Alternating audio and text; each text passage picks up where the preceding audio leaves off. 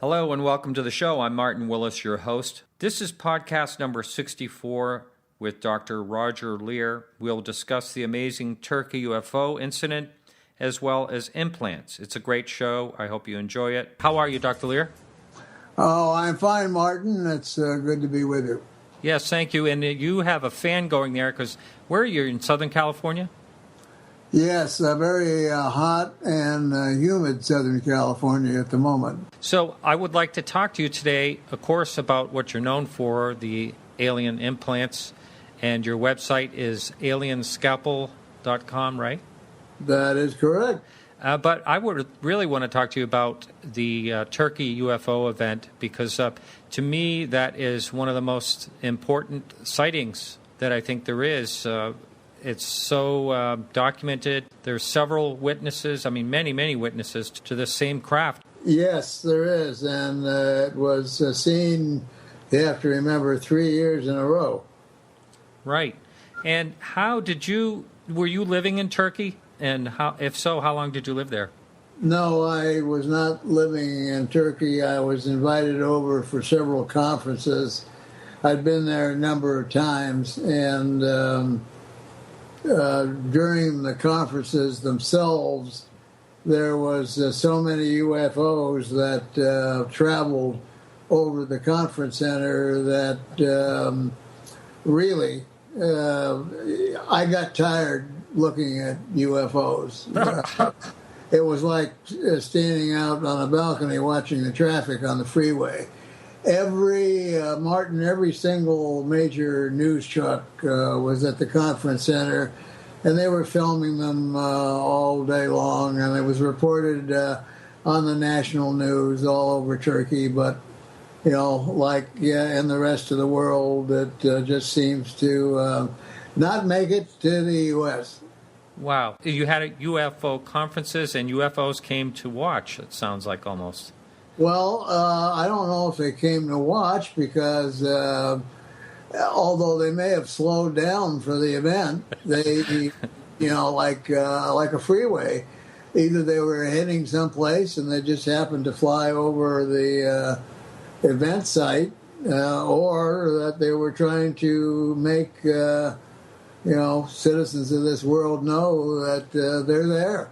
Now, why do they pick Turkey? I don't know. I've seen similar things in other places in the world, such as in Brazil. Mm-hmm. The sightings in Brazil are tremendous. The sightings in Ecuador, Chile, Argentina, Uruguay. As you know, not to get too far off subject, but I was able to testify at the citizens' hearing in Washington, D.C., and that was 5 days in front of a congressional committee, which is not easy. And we had about 40 witnesses, and the congressional experience that we had before us on the committee represented at least 80 years of congressional experience. Well, one of the questions that was asked on quote-unquote the foreign day, when we had foreign politicians from all over the world, they were asked towards the end of the session on a scale of 1 to 10, which one of your countries would be considered a 1 and which would be considered a 10. And so they talked amongst each other, and it was decided without a doubt that the country of Uruguay was number 1. Wow. And one of the things that they did in Uruguay was that ununiformed representative of the Hawaiian Air Force would go into high schools and they would lecture about the presence of extraterrestrials on Earth, the craft that was flying around, what they look like, what the occupants of these vehicles look like. They talked about abductions, etc., and it was just wide open. So that was number 1. So, we asked where the United States would fit in that scale, and the congressional committee said, well, probably around 29th. Wow.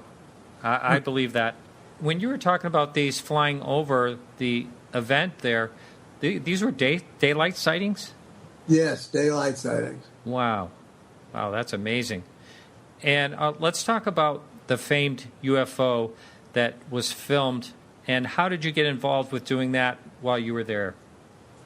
Well, once the conference was over, we decided to go down the European coast. Now, Turkey is different than other countries because it lies on two continents. Part of Turkey is in Asia and part of Turkey is in Europe. So, and it's totally surrounded by water. Everywhere you look, there's a water or an estuary or a bay and a mixture of oceans and so on. So we decided to go down the European coast, and there was a area that was made available to us to spend a few nights at that area.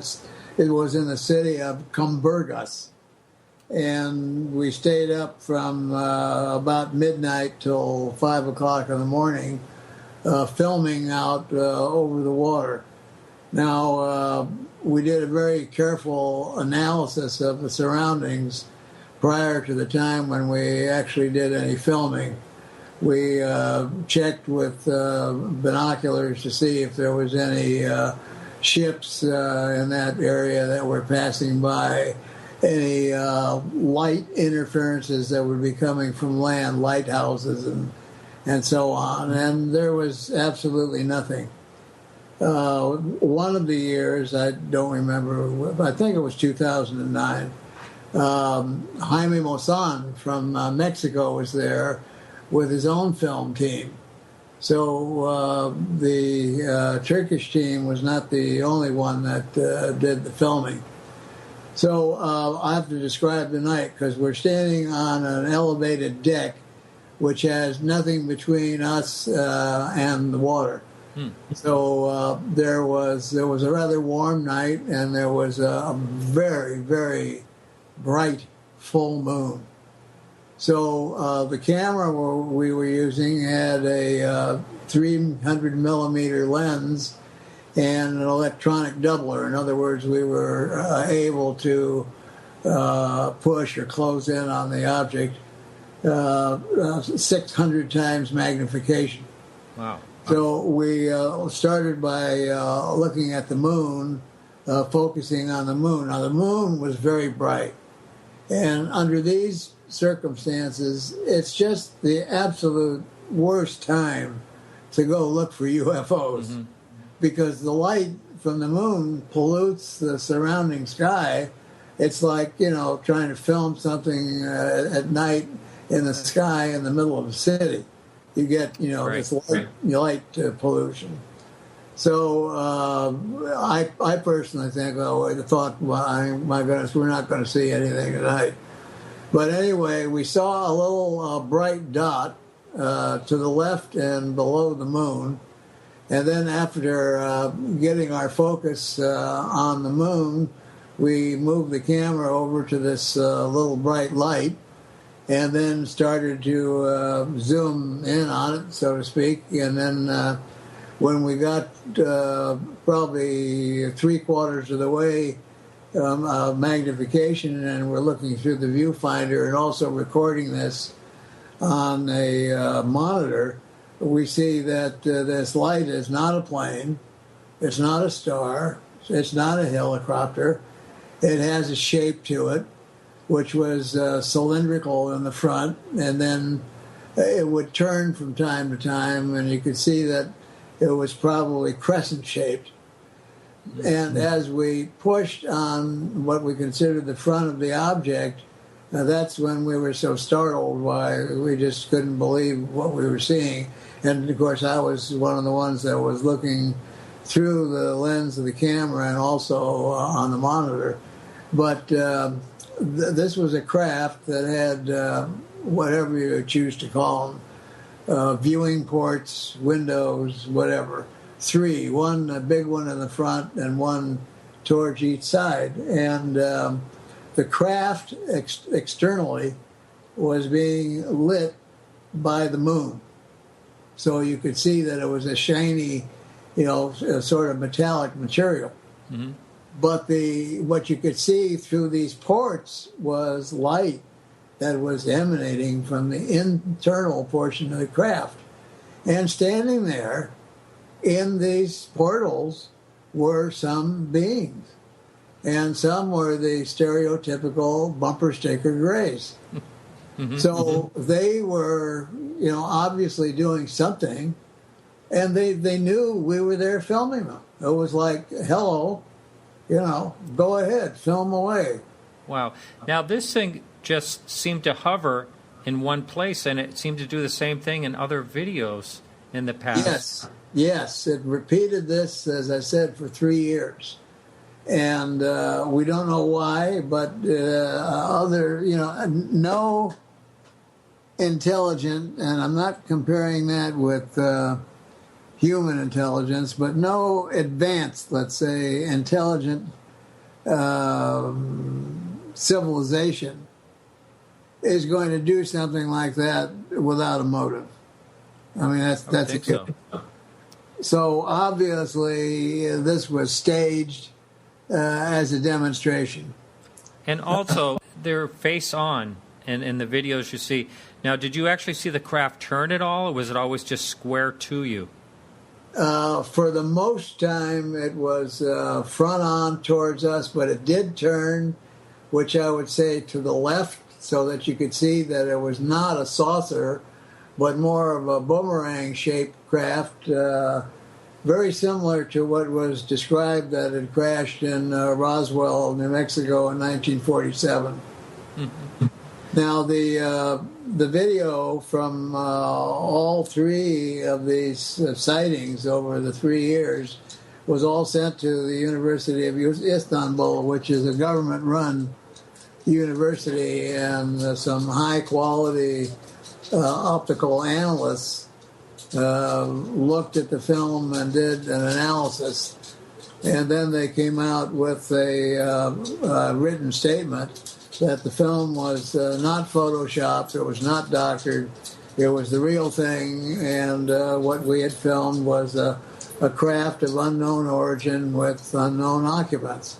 And that was the official statement that went out on television and all the newspapers. We then participated in numerous national television programs. They brought in critics, they brought in debunkers, they brought in all sorts of experts, optical experts, and so on. But it was never proven to be anything other than what it was. Secondarily, the last footage that was done in 2009 rather, was sent to a Chilean videographer, video analyst. And he, instead of analyzing the craft itself, his major function was that he looked at the beings. Now, as you may or may not know, there are 30 frames that go by the aperture of a video camera per second. Mm-hmm.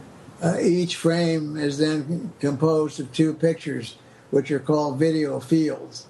And the analyst in Chile had a apparatus for dividing each frame into each one of its segmental fields. So for every 30 frames, you got 60 fields. And then he went ahead and did geometric and optical drawings from what he saw, and he told us, the report is up on my website, alienscalpel.com, about what he saw that these non-human beings were doing while we were filming them. Was there movement? I'm sorry, was there movement involved? Yes, there was movement. They were working with some kind of electronic equipment. They all were not grays. Some had very large proboscis, noses. Others looked slightly different, and they were engaged in different activities. Who knows? Maybe they were recording us to take to their video analysts to see if the humans really look like this. I don't know. If we're real, that is, yeah. Yeah, maybe they thought we were phony or robots or whatever they had. Hoaxes. Civilizations. Yeah. Speaking of, earlier you mentioned that you talked with skeptics and all kinds of different people. What has been the skeptics and debunkers' remarks in general over the years about this? The first remark that came out was that what we were filming was reflections of a lighthouse that was on a point some 20 miles away. Sounds like Rendlesham Forest to me. Yeah. Or, they could have said swamp gas or something else. Others said that because of the clarity of the shots and the clarity of what the beings look like, that somebody had to draw these and insert them, into the video. But just the biggest, when the government comes out of Turkey and makes a statement that the film is real, I don't think they do that for a hoax. And then when you send it completely to another country, and he comes back with an in-depth report, and the guy is an optical physicist, and he's telling you that what you're seeing is real and in greater detail with what the university had done. I mean, you got to believe this is a real piece of footage. Now, how many witnesses were with you when you were filming that evening? There must have been, I would say, at least a dozen, all of which took their turns looking through the camera. And as I said, Jaime Maussan was filming it with another camera. He had his crew. There were two other individuals there that were from the United States who were with me. They also looked through the camera. And then we had the people from Turkey that were associated with the conference. And also there was the owner of the camera, plus several other people who were in the photographic line that wanted to see it also. So there was at least a dozen people that were there. When other people were filming previously, had anyone had close-up shots of the beings inside? To tell you the truth, I don't remember. 2009 and now it's 2013. I just, I'm getting old and my mind is not what it used to be. So there are some of the details of things that I've forgotten. And there's continuously new stuff that happens all the time. Like on the 4th of July, myself and 10 other people witnessed a UFO that went right along with the fireworks right here in Thousand Oaks. And it was filmed by numerous people. And there was a fellow from London who was sitting next to me filming the fireworks, and he filmed the UFO, and he had one of these new fancy phone cameras. And you could take the two fingers and instantly blow up the object, and it was a stereotypical disc with portholes. Going back to the one in Turkey, is that craft being seen within the last year or so? Are you aware of? I don't believe so. Number one, there hasn't been any conferences there for a couple of years, and the craft are still being filmed. But as far as I know, I don't even think anybody has gone back to Cumbergus since 2009 and tried to repeat filming it. The situation over there now is a bit tenuous because of the impending Middle Eastern situation. Countries, Turkey is a country that sits, precariously close to where we may be flirting with a tremendous war. Right. Where would you say, besides Turkey, or I'm not really sure what makes Turkey such a center for so much UFO activity, but besides that, you said Uruguay. Do you know why? Any idea, any speculation why there's so many sightings in certain areas? Well, we do know that there's been a tremendous amount of sightings as of late over areas where there are uranium mines or uranium mines under development or enrichment reactors. Whoever or whatever they are seem to be extremely concerned about what we do with our nuclear program. Now, I'm not just saying the United States, but anywhere in the world. So you talk about concentrations of UFOs over, for example, mountains that surround Afghanistan, Pakistan. There's large amounts of UFOs seen. And as I said, why they're in some countries and not seen as much in others, I really don't have a clue. And then what we're seeing, we should mention, people see a lot of things, but they're not all today non-terrestrial craft, because we know that we spent $63 trillion on a black budget, and they say that black budget science is at least 100 years ahead of academic science. So Lord knows what we're flying. Now let's talk about your Forte implants a little bit. Before we started recording, you mentioned to me that you get a ton of email. Is that mostly related to the implants? Yes, it is. And I run about 5,000 emails behind per day. Per day? Per day. How did you ever see my email? Wow. I have, fortunately, I do have help. And we go through the email in mass. I'm thinking about hiring the NSA. I think they already know.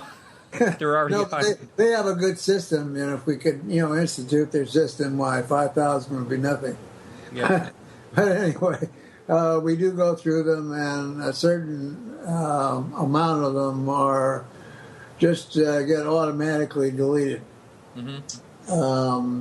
If we recognize or check the potential of the ones that we think we need to respond to, then they will get a response. So I'm sorry. That's all I can do is apologize. I just am one person, like Peter Davenport at the UFO Reporting Center. I'm one person trying to do the job of many, many people, and I do have a 501c3 nonprofit organization, so if there's someone out there that wants to make a contribution, why, go through the website and please do it, because we not only need help, but we can use the finances. Tax deductible, too. And it's 100% tax deductible, because we are a 501c3 legal nonprofit organization. Now, for the people that contact you, and you say you weed through them, how many would you say that you think are legitimate, more or less?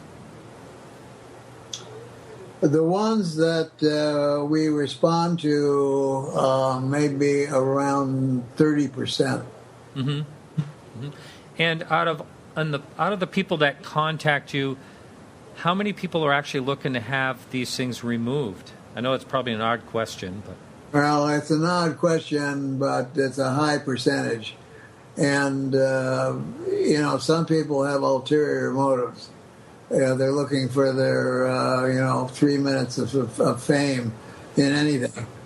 The next group you get are people who think that whether it be the U.S. government, the English government, the French, or whoever, have selected them for some kind of an experiment in which they're implanting things in their body. So you have that group of people. And then you have those who they just know for sure they have something in their body, but they don't know who did it, and they don't know where it is, and they've never had an x-ray, and they don't have any pain, and they don't have any symptoms, and they haven't the slightest idea where it is, and they want to know what to do about it. And they won't see a regular doctor about it. No, or they won't tell anybody about it except our group, because people will think they're crazy. There's a certain number of people who have been in jail, mental institutions, that become addicted to drugs, that are alcoholics, and an array of others who, if we, listen to them and listen to the story of their lives, we realize that they are an abductee, and a certain percentage of these do have an implant. So we figure the total percentage of the abductee population runs between 10 and 15%, which, strangely enough, is a similar percentage to what we as humans do with the lesser animal kingdom. I mean, we tag about 10 or 15% of bears to find out their hibernation habits, their metabolism, what they digest, how long they sleep, and so on. Same thing with mammals, fish, how far does the salmon swim when it goes to Russia and it comes back and it finds its own river to spawn in, and so on. So the percentage is about the same. So now we've had several nuclear physicists look at the materials that these implants are made out of, and Robert Kuntz, K-O-O-N-T-Z, who's a very well-respected nuclear physicist, formerly with the Navy, states that the materials that the implants are made out of come from approximately one-third away across the Milky Way galaxy, and that their civilization is probably 80 to a million years older than we are. Wow, he's actually made that statement. Yes, and this is made by mathematical formulas, which are a bit over my head, but all I can tell you that it's based on mathematical constant having to do with the age of the Big Bang and the time it takes from the development of one isotope of one element to become another. And it takes maybe 100, 200, 1,000, 2,000, 3,000 years for these changes to occur. So he's made two mathematical constants. One is through space-time, and the other has to do with age. How many implants have you actually physically removed from patients? We have performed 16 surgeries and have produced 17 objects since one individual had two. We are getting ready very shortly to do the next case.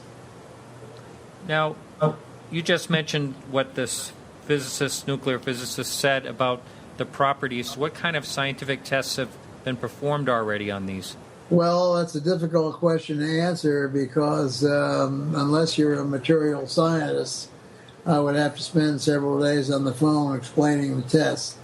But okay, just putting it in sort of layman's language, number one, we find that the base metal used in the implants is meteoric iron. Wow. Now, what's the difference between iron and meteoric iron? The difference is basically the ratio of nickel to iron. Let's look, for example, at what are called isotopic ratios. All metals or all elements are composed of various subparts which are called isotopes. The isotopes have numbers, and that represents the numbers of protons and neutrons that are in the nucleus of that particular atom. We all know what U-235 is, I think, because we know we like to make bombs out of it. But there's also U-236, that's uranium-236, U-234, and so on. So if we mine uranium anywhere on Earth, the ratio of 234 to 235, et cetera, would be relatively the same within 2%. If we mined uranium that came from the moon, from a meteorite, from Mars, where we have some idea what their isotopic ratios are like, then we could say those ratios are isotopic in nature. So we find a matrix of meteoric iron We find non-terrestrial isotopic ratios. We find what are called rare earth metals, such as europium, thorium, cesium, where they only represent a tiny, tiny part of the Earth's environment. So those are called rare metals. In one case, we found one isotope of uranium, which is relatively impossible. The next thing of scientific nature that is one of the most important and modern findings is that we find what are called CNTs, or carbon nanotubes. And this is a structure that 8 to 10 years ago was believed by scientists did not exist in nature and could not be made. And there was a long, continuous argument that went on for years, saying that this was an impossibility, and finally, what do you know, they were able to be made in a laboratory. So today, CNTs are being used by the aircraft industry. They're being used in various forms of advanced electronics. They're being used by the space industry to strengthen metals because they are the strongest known substance known to man.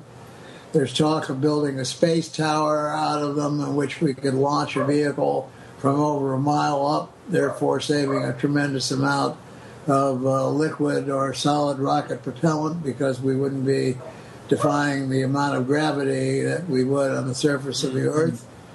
Japan has a company that's working on them, weaving them into fiber to use in the clothing manufacturing business, so that a woman will be able to, let's say, change the color of her clothes. It'll keep her warm in the summer and cool in the summer, and vast other applications which are largely in the hands of commercial electronic enterprises and, of course, in the hands of the black budget. Wow. You want to take a break and give that dog a milk bone? Why not?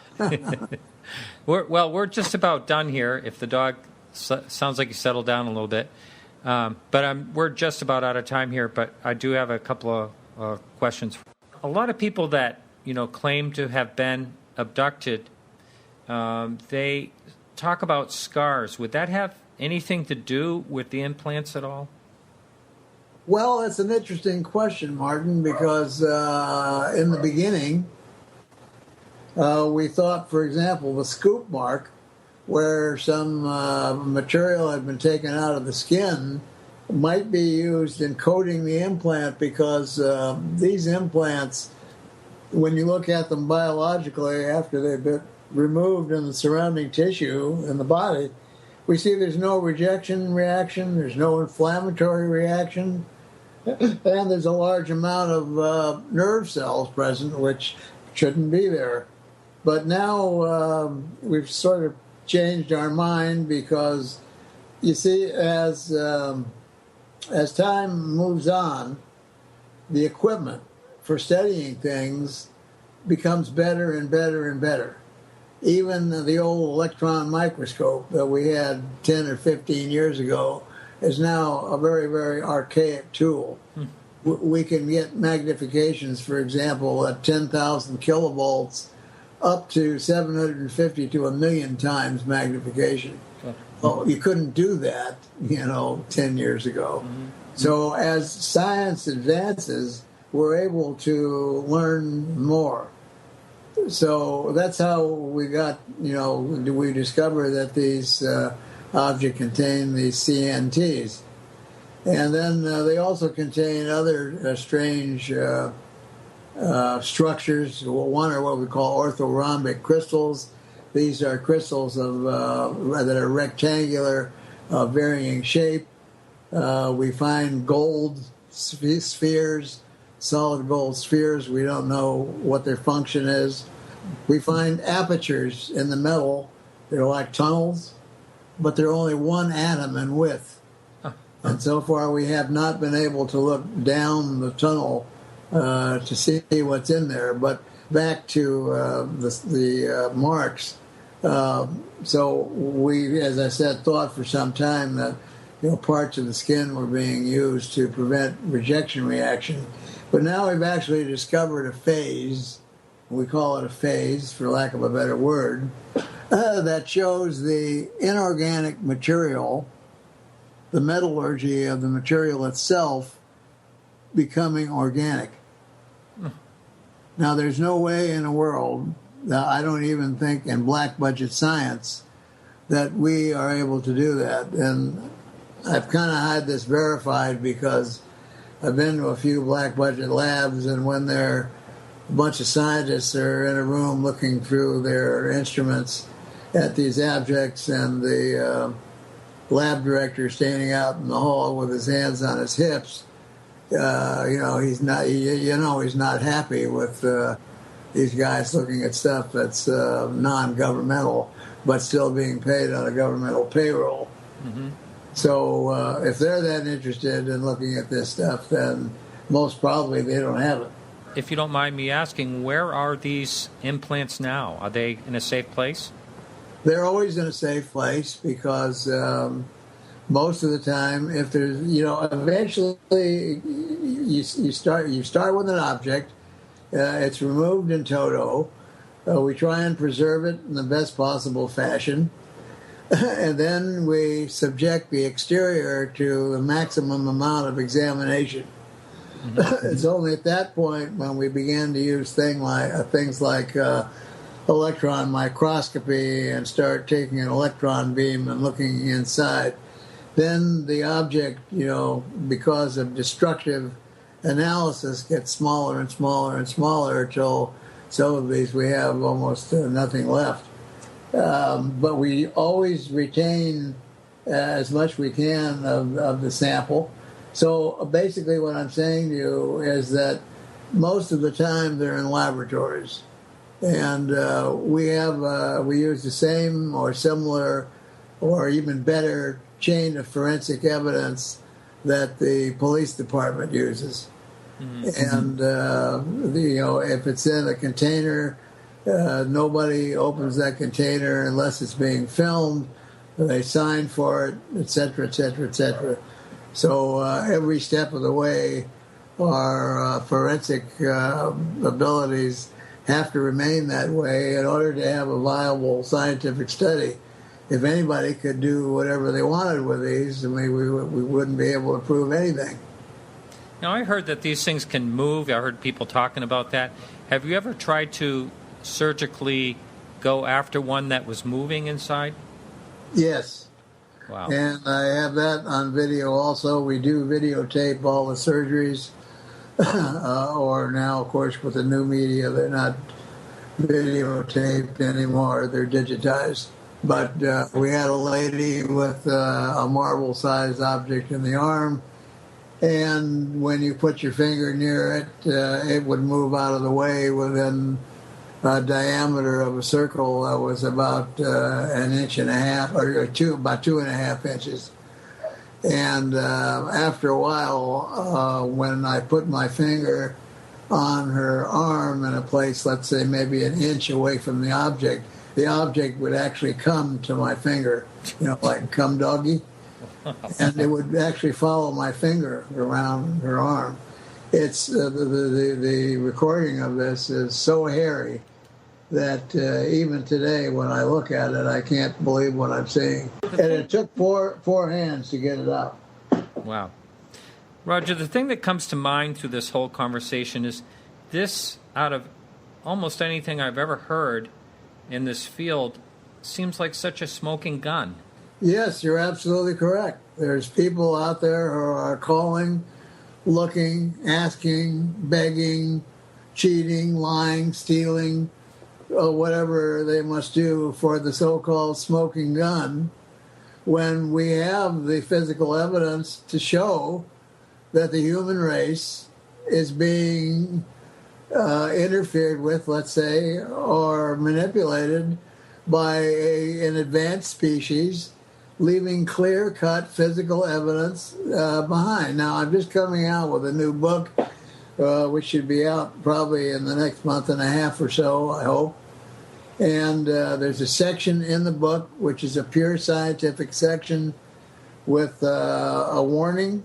If you are not a degreed scientist, either a PhD or a master's degree, please don't bother to read the section, because I don't want to hear from you, and no other scientist does either. Wow. So it tells the whole story with all the scientific information. And then I can't tell you the name of the book because of an agreement with the publisher, but I can tell you that the foreword was written by Dr. Edgar Mitchell, the astronaut. Great. What are the debunkers saying about implants? Are they talking about, I don't know if the word would be assist or something like that. Are they trying to explain it away as something your body would produce? Well, yes, that's kind of a standard thing, but I've been around long enough with all the famous people, including Phil Klass and Mr. Smiley Face and, a few others. They by and large, don't bother with me. I don't know why. I did a television show. It was kind of a roundtable discussion with one of the comedians that was quite famous with Saturday Night Live, Kevin Nealon. Oh, yeah. Mm-hmm. And Kevin is one of these guys who, I don't know whether he believes or he doesn't believe or not, but he is a comedian and he's absolutely hilarious.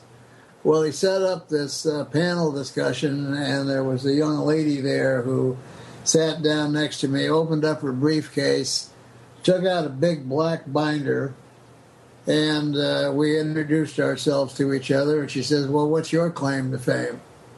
And I said, "Well, I guess I'm known for removing objects from individuals who allege alien abduction." And she says, "Oh, you mean implants?" And I said, "Yes, if that's what you choose to call them." So with that, she takes this binder, puts it on the table. I remember she's sitting next to me, so I can look at right exactly what she's reading. And she opens the binder up, goes down with her finger the table of contents, comes to the page that says alien implants, flips over to the page, and there it is. She was all prepared. Yeah, and I said, "What's your claim to fame?" And she says, I'm a member of the Southern California division of the American Skeptic Society. That's when you should have taken out your binder and flipped it open to the skeptic section. Well, hey. I did worse than that. Okay. I did a film. I produced a film in which we duplicated that scene in the film. And, of course, the actor in the film, when he sees me in possession of the black binder, gets very upset, begins to walk out. And I said, "Oh, come on, you're not a crybaby. Come back here and face it." That was my line. Well, I really appreciate all your work, Rodger, and thanks so much for enlightening us on that amazing footage that you were involved in. And it's been a real pleasure talking to you tonight.